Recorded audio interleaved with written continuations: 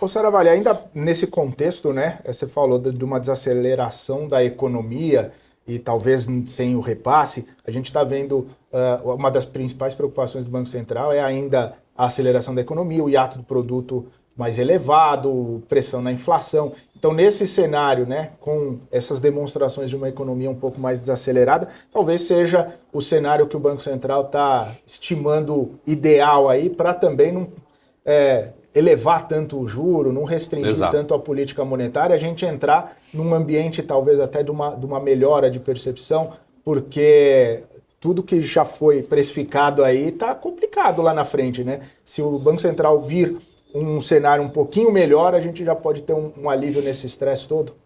Exatamente. Eu sei que agora eu vou falar uma informação errada aqui, né? Mas não vai acontecer, até porque o Banco Central já escreveu, né, na ata.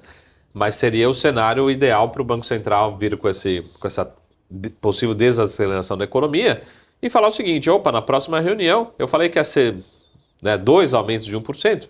Talvez não precise, né? Não preciso chegar lá, tá? De novo, não vai acontecer. Ele já contratou, já escreveu, né? Só se ele não cumpriu o que escreveu, mas geralmente ele vai cumprir, então ele falou, vou contratar mais dois.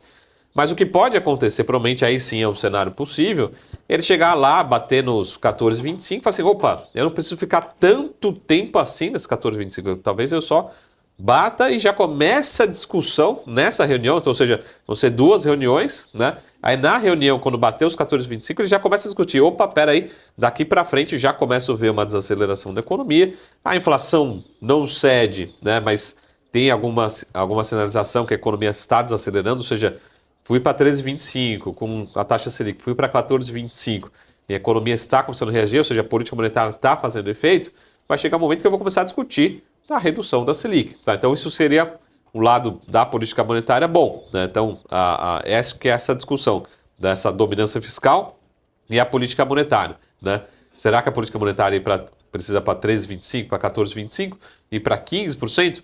Tá?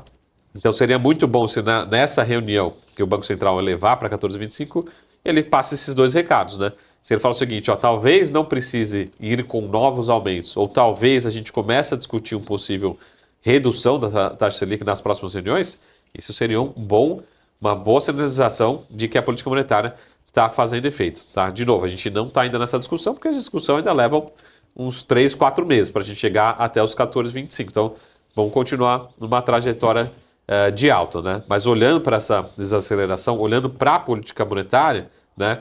Até o que a gente discutiu nos últimos 2 anos lá nos Estados Unidos, talvez a gente comece a ver aqui no Brasil, né? A gente começa a ter essa preocupação. Aí até falar um ponto, Felipe, mas eu nem vou falar aqui porque senão vai dar ideia, né?